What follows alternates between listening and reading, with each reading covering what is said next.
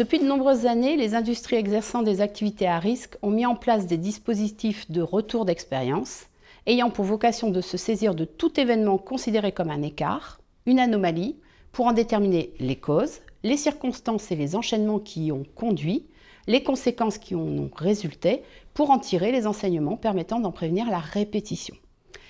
Pour la Fondation Culture Sécurité Industrielle et l'Institut Culture Sécurité Industrielle, le REX constitue un élément cardinal par ses multiples dimensions et l'ensemble des questions qu'il soulève. Il interroge, il devrait interroger les différentes dimensions de la culture sécurité.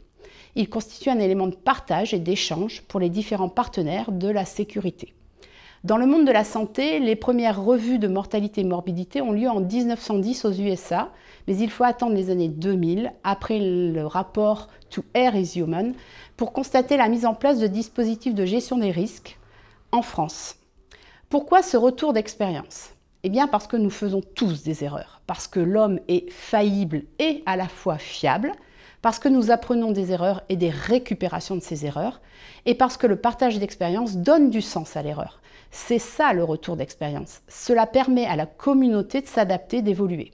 Alors dans quel but? Eh bien, vous l'avez compris, apprendre de l'expérience des autres.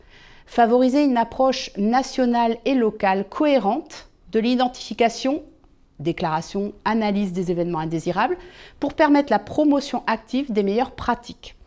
Cela permet de présenter une approche qui permet une analyse précise des événements qui peut être adaptée à différents contextes. Fournir des ressources communes pour développer des compétences, pour la culture sécurité, pour les systèmes nécessaires pour tirer efficacement les leçons des événements indésirables afin d'améliorer les soins.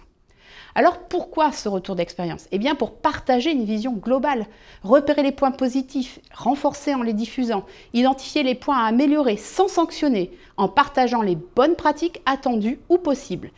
Et puis pour faciliter la résilience, en valorisant le travail des professionnels en mettant en avant les points positifs et les actions d'amélioration qu'ils ont suggérées. C'est valoriser l'expérience engrangée grâce à ce retour d'expérience pour le futur.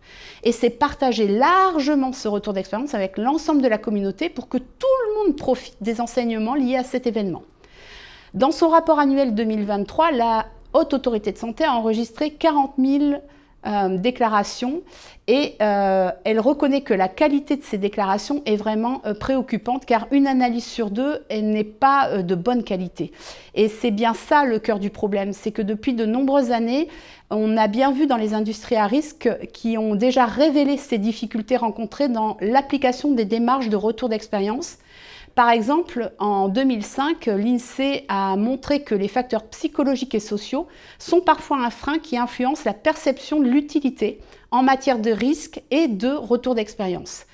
Si on n'a pas de retour d'expérience parce qu'on n'a pas une analyse correcte des événements indésirables ou des événements porteurs de risque, eh bien, on ne connaîtra pas ce qui s'est passé ailleurs. On ne comprendra pas ce qui s'est passé. Donc pour comprendre, il faut analyser correctement les événements avec des méthodes, alarme, SIEPS, MINOS, d'autres méthodes existent en cherchant pas que les causes immédiates, mais surtout les causes profondes, les barrières, celles qui ont fonctionné, celles qui n'ont pas fonctionné, pour mettre en place des barrières de prévention, de récupération et d'atténuation de ces erreurs, pour tirer les enseignements, pour les partager avec un maximum de professionnels. Ce qui fait la sécurité, ce n'est pas l'absence d'erreurs, mais c'est leur récupération. Les erreurs sont inévitables, les erreurs de routine sont fréquentes et vouloir éviter l'utilisation des routines aura pour effet d'empêcher la réalisation du travail. Les opérateurs les plus fiables ne sont pas ceux qui font le moins d'erreurs, mais ceux qui en récupèrent le plus. Il faut valoriser la récupération, il faut être vigilant sur cette récupération. Alors comment faire?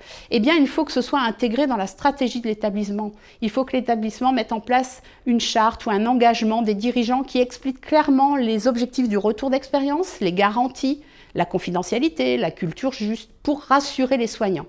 Le REX, c'est une pierre angulaire de la gestion des risques parce qu'on va pouvoir s'en servir a priori en faisant des cartographies des risques, en capitalisant sur ce qui s'est passé et on va l'utiliser pour la formation, par exemple en simulation. On va reprendre des cas qui se sont réellement passés pour faire travailler les soignants, mais aussi pour l'accréditation car ceci va servir pour l'accréditation en équipe pour l'établissement. Le REX valorise les bonnes pratiques, les bons comportements ou le travail en équipe et il faut que ça se généralise, il faut que ce soit diffusé à un maximum de professionnels.